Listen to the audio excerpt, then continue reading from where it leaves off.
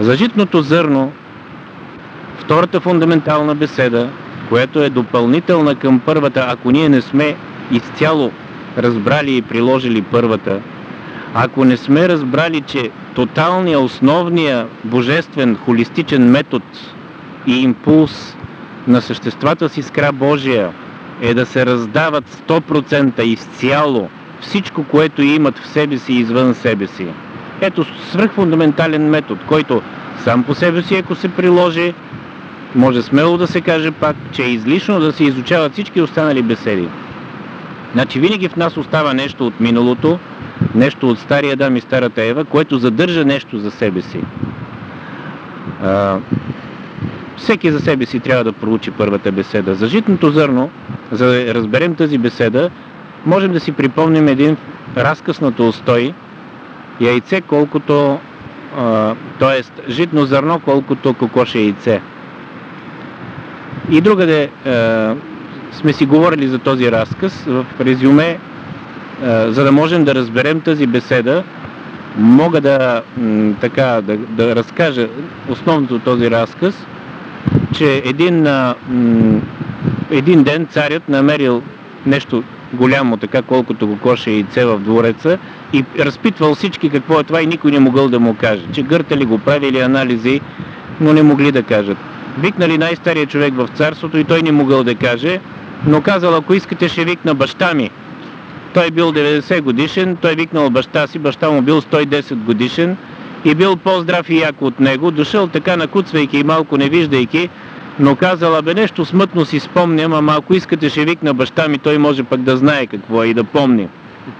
Извикал баща си, той на 130 и кусор години, човекът изглежда 30 годишен, върви на пето, здрав, як, силен, обаче нещо паметта му накуцва, малко не си спомня нещата от миналото и казал, аз не знам, обаче ако искате ще викна баща ми, той може да знае.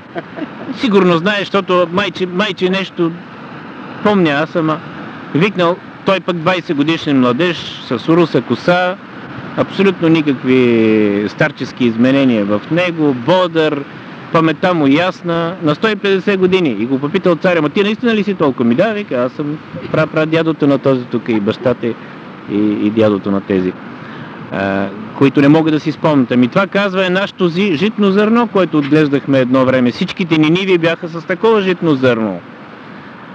Как царя казва, защо сега да не е такова? Защо толкова се е смалило сегашното? Ми казва, ние тогава живеехме дружно, обичахме се и не го продавахме. Значи в едно от изданията на този разказ, точно това накрая е редактирано, не го продавахме. Защото представителите на братовчедите основното са махнали и редактирали. Дори и в епохата на социализъм и комунизъм, така наречени, редакторите са премахнали това, което е за продаването. А в българския превод си го има.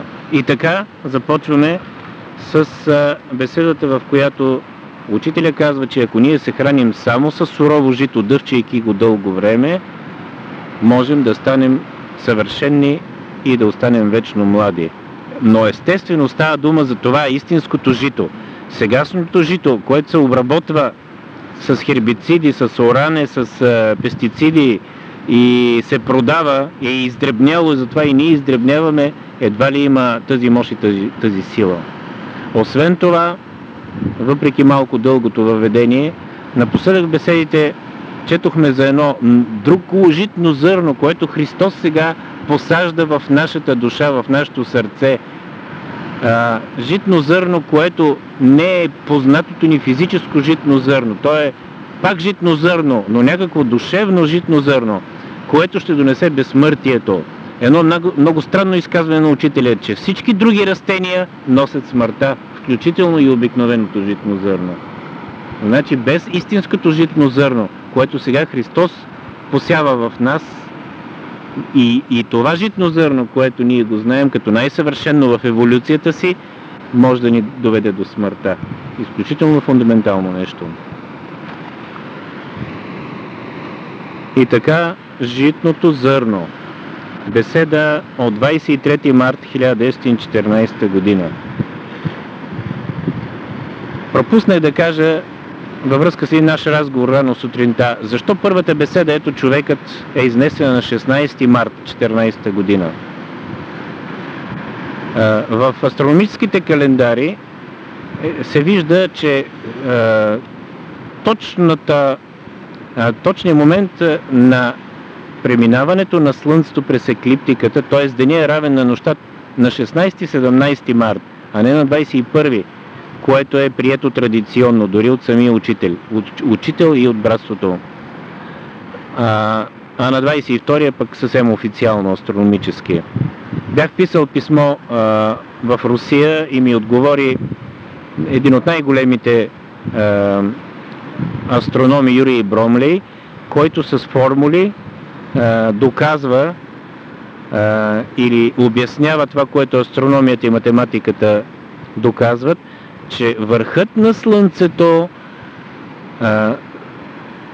допира еклиптиката, докосва еклиптиката на 16-17 март, а диаметъра на Слънцето минава на 21 март, през средата на еклиптиката. Това е много фундаментално астрономическо обяснение и факт, които трябва да ни накарат да осъзнаем, че истинското посрещане на годината трябва да бъде на 16 март, а ето, че учителя полага началото на божествения клас, на неделния клас, на неделните беседи точно на 16 март. И така, житното зърно.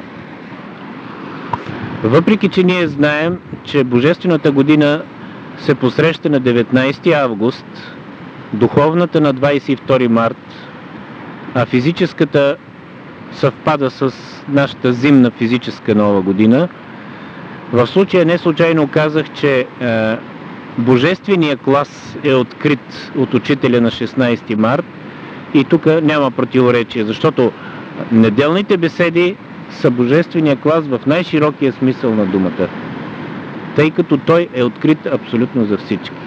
Значи, школа, учение, движение, които не са открити абсолютно за всички, не са божествени, може да са духовни. Учителя има и духовни, има и други класове, но най-широко открит е този на неделните беседи. И затова той препоръчва да се започне с тях.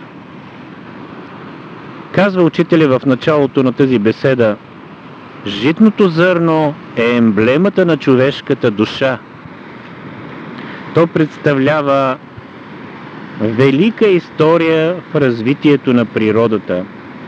Ако можете да разгърнете листата на житното зърно, да проследите неговата история, щяхте да разберете напълно историята на човешката душа. Емблема на човешката душа. Като си представим формата на житното зърно, ние виждаме, че той е елипсоид. А човешката душа в формата на интегриона, макар и триизмерната, е елипсоид.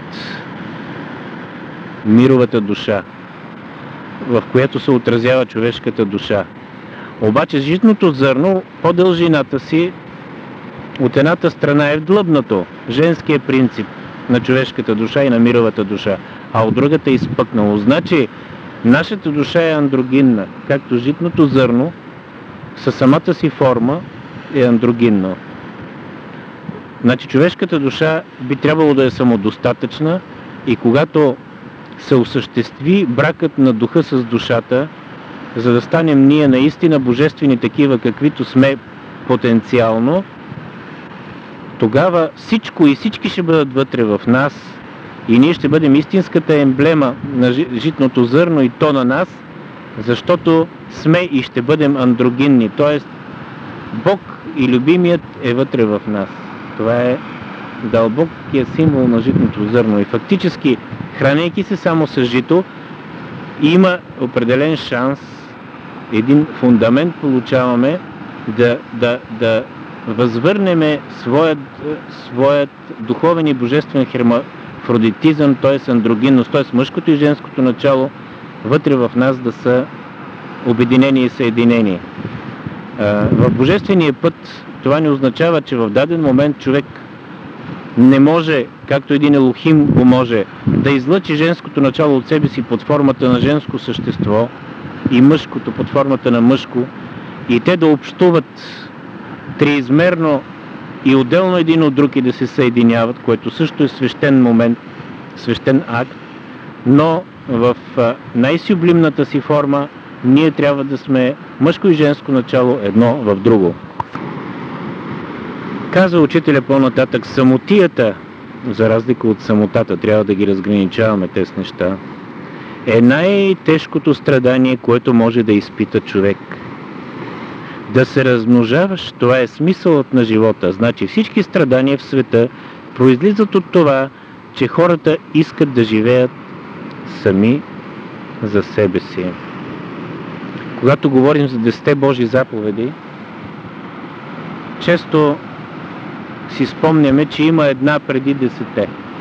Като самите 10 заповеди е съмнително дали всичките са Божии, божествени. Значи там има човешки редакции.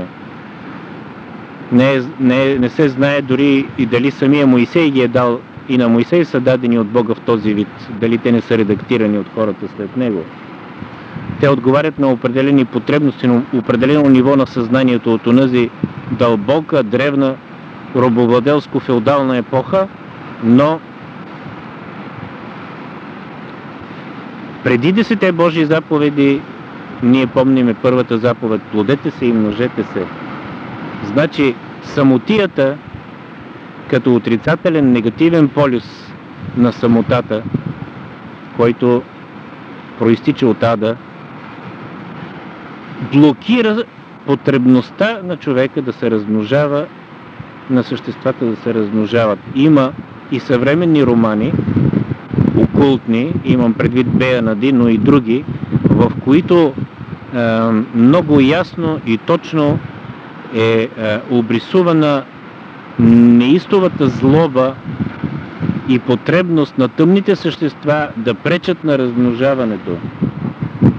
Самия Сатанаил, който играе ролята на Сатана, пречи на любовта като размножаване с всичките си сили, пречейки по този начин на божествения план да се възпроизвежда Бог в множество форми, за да победи доброто, да победи цивилизацията и културата на съществата с искра Божия.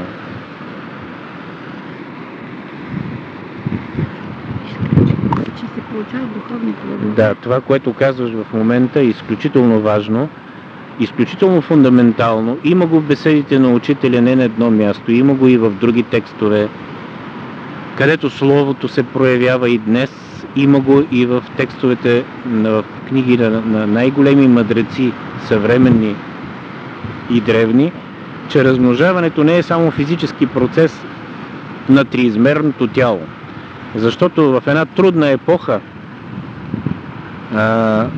поголовното и безогледно физическо размножаване е неблагоприятно, особено за човека, който върви в тесния път. Затова учителят ограничава, внушава на учениците си, които имат такъв път да имат семейство или пък да раждат деца, да не раждат повече от 2 деца.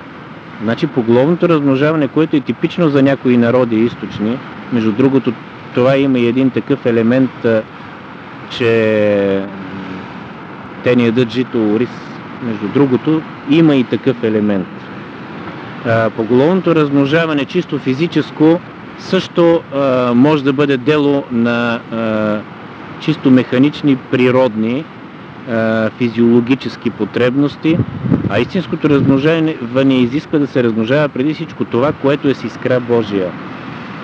Значи, има и не физическо размножаване, но то може да е пак физическо, но в по-висши полета.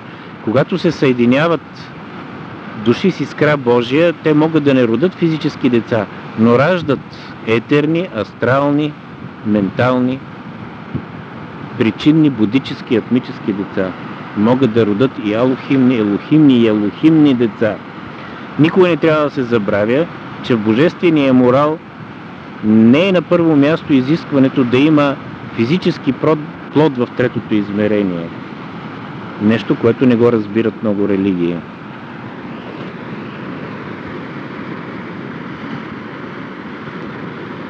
Тук учителя в тази беседа разказва за един интересен случай в Новопазарско. Казва, че там станала голяма суша.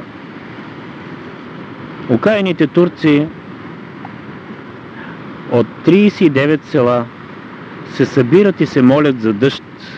Българите си казват: Бог, като праща на тях дъжд, ще прати и нам. Обаче не падна на техните села и говедата им измършевяха от глад. Значи не е важно каква е религията, ти е важното да се молиш. Аллах отговорил на тези, които се молили. Аллах, а той е Елла. Хъто е придихание. Елла. Ето, значи Аллах на мухамеданството, на исляма е по-близко, почти съвпада с Елла или Елма вече, пълното, което е Христовото звучение на Божието име. Имаше една радиодраматизация, спомням си във връзка с това, което разказва учителя в Житното зърно. Една драматизация от един американски писател, Ричард Неш. Не знам дали съм ви я пускал, дали я знаете. Имаме някъде записана. Човекът, който донесе дъжд. Много красива беше тази драматизация, защото се чуваха лястовичките, които се събираха винаги, когато той призоваваше силите за дъжд, и кацаха по раменете му и бяха големи приятели с него. Един от богаташите на едно село, където дълго не беше паднал дъжд, го извика на гости в тях, за да направи молитви и своите процедури магически за дъжд.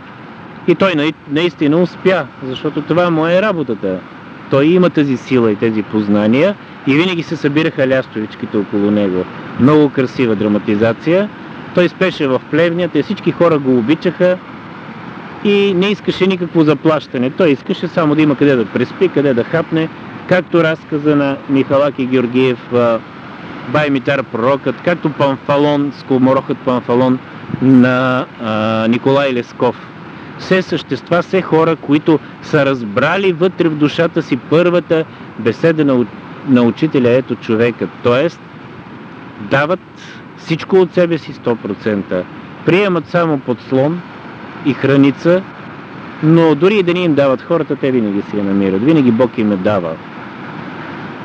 Този разказ на Ричард Неш завършва малко драматично, защото човекът, който живее в такава свобода, приема и свободно обменя радости на живота, и съпругата на този богаташ, една млада жена, фактически в този разказ има един такъв момент, такъв проблем, че предпочита да отиде да живее с него в плевнята поне тия няколко дни и е много щастлива, както и той, в резултат на което господаря го изгонва, цялото село го изгонва като черен магьосник, защото техният църковен морал се сблъсква с неговата и нейната божествена свобода. Това, разбира се, сега е едно доста свободно тълкуване, но в беседите на учителя, в Словото, в Христовото учение, съвсем по друг начин стои въпроса за разликата между човешкия, божествения, духовния и адския морал. И наистина, във връзка с първата мисъл, която прочетох от тази беседа, с една от мислите за самотата, учителя казва: всякога злото се ражда от това желание да бъдем сами и да станем център на света. А в божествените закони такова нещо е немислимо. Съвършенно фундаментална мисъл. Една наистина от мислите, за които трябва да живеем 25 000 години, за да стигнем сами до нея. Защото и хората, които са по-известни, но и мнозина от нас, които нямат качества да бъдат светски известни, се опитват, въздействайки, да бъдат център. Винаги човек, който иска да бъде център, предпочита очите да са вторачени в него, ушите само в неговите думи и монолога е преобладават. Затова толкова много се стремиме и е такава молбата и тези беседи, като ги разглеждаме, да има диалог, в случая триалог, така може да се каже, полилог, въпреки че божественото, проявявайки се, е силно и в монолога и не е опасно жаждата, гордостта, жаждата за самоизтъкване да се прояви, когато работи Божественото. Въпреки това ние, имайки при тази опасност, винаги трябва да се стремиме към диалога и към полилога във всяко отношение. Не само когато се изявява човек, а когато живее. Значи диалог и полилог, когато живеем, отдавайки правото на другия, зачитайки жаждата и представата за живот и щастие на другия и служайки му според неговата представа, а не налагайки нашата по един или друг начин, ако ние така живеем, наистина ще се възвърнем към рая. Но когато присъстващите преценят и желаят от сърце, този, който смята, че по-добре може да изрази дадени истини, дадена постановка на сложни въпроси, и те го приветстват и го насърчават, това е, смятам, друг въпрос. Точно така. Това е въпрос на вътрешна свобода. Не е божествено, когато и в друг има импулс да се прояви, а пък нагона за проява на единствения в момента пречи на това. Да. Въпреки това съществува такъв божествен закон и принцип и метод на словото, както и когато учителят изнася беседа, той изцяло да изнесе беседата, а в време на лични разговори, а някой пъти след беседа да има въпроси и отговори, да има диалог. А по време на беседа той е влизал в връзка с присъстващите, да, и отговарял на техни проблеми. Именно, всъщност за това се нарича беседа, защото то всъщност е диалог, но телепатичен. Да. Външно обаче изглежда на монолог. Всъщност на толкова места, на всяка една беседа, на пръв поглед тя е накъсана и има, защото той отговаря на десетки и стотици въпроси на душите, които са там. По този начин им спасява живота, дава им ново направление в живота. Затова е беседа, а не лекция. Така. А има и лекции, които са на младежки окултен клас, където елемента на беседата е по-малко подчертан, а някога никак, защото тук вече научният и гностичният метод е на първо място. Друго нещо от житното зърно. Не е много хубаво човек да държи много хора при себе си, защото никога не могат всички изведнъж да се ползват от слънчевата светлина и топлина. Многотията, така да се каже. Значи, този интимен кръг, който ние жадуваме да има около нас, е свещено божествено положение. Въпреки любовта към всички, ето ти и това положение, свещено положение на двойката, на семейството, на тесния кръг с родни души.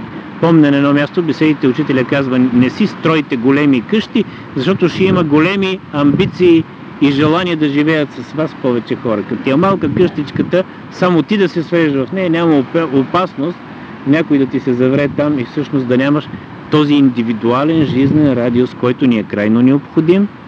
А общуването с другите става от време на време на друга територия, може и на същата, може и да си ходим на гости, най-вече след природата, но ето един закон за индивидуалния жизнен радиус. И повече духови ще се събират в голямата къща и ще си вършат своите работи. Разбира се, така е. Нали бе казано в някъде, че не се стремете да имате голям салон, защото повече ще се излагате пред света и пред небето. Малко по-нататък учителя казва: за да кажем, ние сме направени по образ и подобие Божие, трябва да имаме чертите на Бога. А какви са неговите черти? Те са добродетел, любов, мъдрост и истина. Добродетелта изключва злото, любовта омразата, мъдростта безумието, истината лъжата. Изключени ли са тия неща у нас, ние имаме подобие Божие. Не са ли изключени, ние сме още жабички. Чисти попови лъжички сме.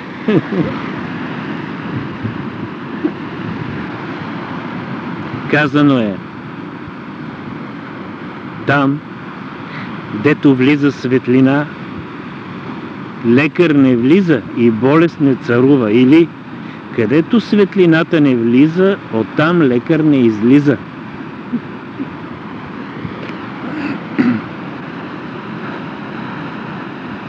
Учителя наистина употребява толкова много народни и диалектни думи, че ние трябва да направим един речник с обяснения. В едни нови издания на беседите има такива обяснения. Ето, за Попова лъжичка той употребява думата главоч. Разбира се, го употребява и в прекия смисъл, и в символен смисъл. Разстоянието между човеците и ангелите, казва той, е почти толкова голямо, колкото почти такова отношение, каквото има между един главоч, от който се е образувала жабата и човека. Може да си представиме къде сме, мърдаме като Попови лъжички в локвата пред ангелите. В една беседа напоследък четох. Един ангел, за да може да види един човек, трябва да го постави под микроскоп с голямо увеличение. Си представите, щом казва, че ангела може да метне земята или слънцето с ръката си като една топка, това обяснява в известен смисъл защо заминалите ни не могат да контактуват с нас обикновено. Те стават в повечето случаи толкова големи, че влизат в друго време и трябва да има начин за изравняване на времената, за да могат... Значи има божествен начин за изравняване на времената, един божествен реостат има, чрез който могат да общуват съществата, които живеят в различните времена, включително и ние с нашите обични и близки. Иначе е невъзможно. И за какво велико смирение говори това, че до всеки човек с Божия искра има по един ангел-хранител. Да. Какво трябва да е направил този ангел, за да влезе да живее с цялото си величие и грандиозност в нашето време, за да може да живее с нашата скорост, да ни помага. Какво смирение има. Казва нататък учителя, артисти са правили опит, когато са искали да играят роля на идеална любов, да се хранят дълго време с овче месо, защото това месо предразполага към такива чувства. Продължава учителя, и вълкът е по-кротък от преди по тази причина. Каква широта, каква диалектика. Значи и за месоядците има някаква перспектива да върват по този висок път на мъдростта, ако могат да избират месата, които да ядат. Значи агнешкото, колкото и ние да сме твърди вегетарианци, Великден, Георгиовден, не случайно агнешко.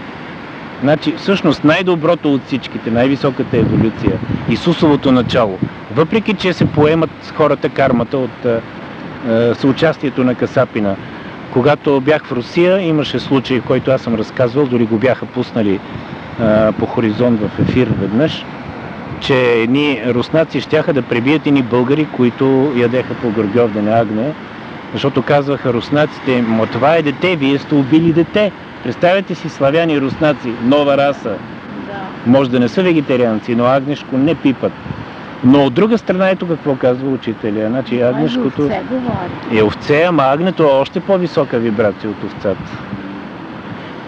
Така че тези, които обичат свинско, могат да добият качествата на свинята и в плюс и в минус. Могат да добият по-голяма интелигентност, защото тя е една от най-интелигентните, но голямата материалистическа мърсотия, стремежа към всеядност и към подсигуряване, материализъм, къщи, хладилници, да пращат килерите, банковите сметки, печалбите, всичко това идва от една любов към свинско, към пържоли свински, всякакви котлети и така нататък.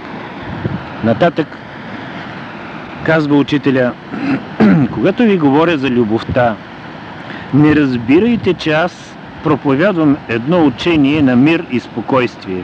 Още една изненада. Човек, който иска да люби, трябва да опита най-големите страдания в света. Който не е страдал, той не може да опита този божествен принцип на любовта.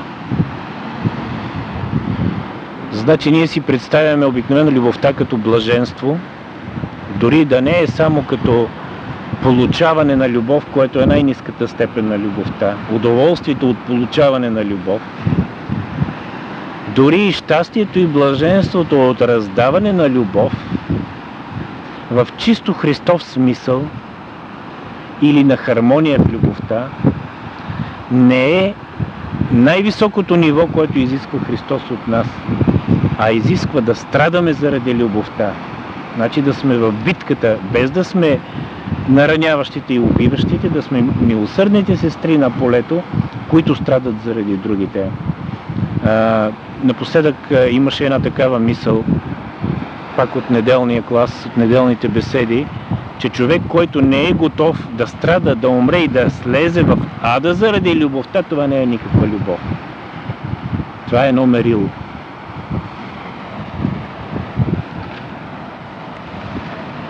Аз ви препоръчвам богатства в трояко направление. Не, тук не може да се вметне, но други въпроса и към кога е насочена любовта ти. Защото в много случаи, просто докато човек натрупа опит да различава и правилно да подбира обекта на любовта, който заслужава той. Макар че всички имат нужда от любов. Но това е пак сложно и това е допосочено. Изключително сложно е, защото казва се в беседите, че големия извор, мощният извор може да пои много същества, всички същества. Ако той е свързан с Божественото, той има дебита, потенциала да се самораздава на много същества, включително и на грешни и нападнали. Той никога няма да се изчерпи. Но тук се явява въпроса за ревността на по-дребните същества. Защо едно да пие и друго да пие? Той иска само едно да те огради, да ти направи каптаж, ами че тази мощна сила, фонтан, струя на той ще разбие всякакъв каптаж и ще разрови, и ще разбие, ще избухне всякаква земя, в която е построен този каптаж. Или пък ще избие на много места. Значи, как казва учителя, че и мощният избор на любовта, избор, както сбърках, е друго качество на любовта. Той, ако се опита някой да го каптира силно на едно място, той ще избие на много други места. Но проблема си остава. Ако ние сме по-слаби извори, каквито сме, тогава въпроса за избора, ето как естествено идва думата, идва на първо място. Да избереш според силата на твоя дебит да храниш по-достойни същества. Защото иначе отиват нещата на хаос. Ако дойде една хала, ето думата на хаос, ако дойде една хала да те изпие целият дебит, а тази хала живее само за себе си, само за материалното, за астралното или за менталното, може да е от някаква ментална школа, много високо, окултна, но той ти изпива цялата сила и енергия, значи не сме направили нашия избор както трябва. Други въпроса за обмяна на енергии. Да. Така, следващата мисъл, която бях започнал да я чета. Аз ви препоръчвам богатство в трояко направление. Не само физическо, не само умствено, но и духовно. Небето иска такива богати хора, защото те могат да бъдат щедри. И когато Христос казва събирайте съкровища, той разбира такива съкровища. Влагайте този ваш капитал в небето, за да може Бог от лихвите да храни бедните хора на земята. Значи, мислих си напоследък, ние препускаме на галоп през тези фундаментални мисли на учителя и то си има своят чар и своето познавателно и емоционално значение, но нека да вземем един проповедник, сам учителя, една цяла беседа и я строи само върху един стих на Евангелието. Това е проповеднически принцип. Значи един стих съдържа такава мъдрост, че може не само в една беседа, може в цели томове и трактати да се развива. А ние всяка една от тия мисли, която трябва да постигаме сами средно за 25 000 години, я преминаваме в един наш запис. И това си има своето значение. Това е едно сеене на семена. По-нататък една от избраните мисли. че може някой да направи пакост, това никак не е произволно. То ще стане по самия закон. Всяко нещастие обаче ще ви донесе благословение. Всяка мъчнотия ще разкрие за вас нов хоризонт. Той можете да проверите всякога и за това не трябва да се безпокоите за нещастията, които може да ви се случат. Такова страхотно освобождаване от страховете. Колкото и да се пазим от злото, страданията, нещастията, греха, съзнателно трябва да правим всичко възможно да ги избягваме. Когато те са неизбежни, тази постановка на мисълта, тази профилактика, която учителя постоянно прави, ни дава възможност да бъдем широки и безтрепетни, осъзнато да посрещаме всяко страдание и нещастие, което ни се поднася строго математически определено от съдбата. Любовта, която е потребна на света, е да обичаме другите и да им помагаме да бъдат щастливи. Съвършенно фундаментална мисъл.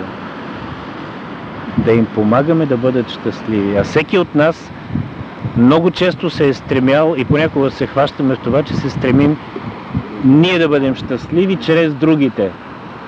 Егоизмът и себичността. Имаше един случай в Родопите, когато отидох за пръв път там учител по разпределение, аз съм ви го разказвал. В гората срещам един селянин от това село, който си е натоварил вече магаренцето с дървата и е седнал да обядва. Запознаваме се, кой си ти, бе, еди кой си, за даскал съм ви дошъл, седни даскале да обядваме. Нати бурканчето, тък му започвам, изяж половината. Надробени залци в кисело мляко. Викам, да, ама ти си уморен и ти си го взел. Не, казва, аз по-ще се наям, ако ти го изядеш. Аз викам, о, ти си много мой човек, щом казваш така. И тогава му казах, т.е. му се каза, нали, че той е светията на местността, че заради него тук по-малко болести има, бедствия за метод. Той вика, откъде знаеш? Викам, и станахме изключителни приятели. Едно пиленце ми каза. Защото той никой не го знае. Той, макар че беше църковен настоятел, нали, в църквата има дейно участие, то си е пак една форма. Обаче той си беше действителният светия. И защо? Ето един от белезите. Аз, казва, по-ще се наям, ако ти изведеш половината. Значи не сме като тези, които първо гледат да грабат и астрално първо те своето собствено щастие да получат по начина, по който искат да го получат. А не да помислят как да дадат щастие на другия по начина, по който той си представя и желая щастието.